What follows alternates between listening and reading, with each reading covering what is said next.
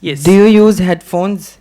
Yes, I use headphones, and most oftenly I used it. And I use them. I use. Headphones are plural. So for headphones, we use them. Okay, most of the time when I commute to university, and at that time I used headphones. I use. I use headphones, and other time,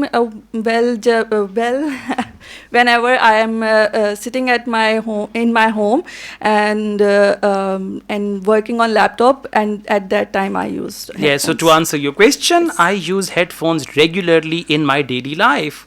One sentence conclusion, closing of your answer, okay? Let's go on. What type of headphones do you use? Mostly, I have headphones which are accessories came with the mobile phone, and I don't like boffer headphones which basically are are in trend nowadays.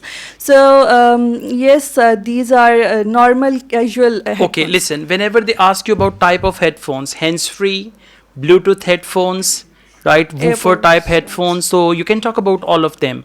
Or if you use hands-free, so you can talk about hands-free, okay? Let's go on.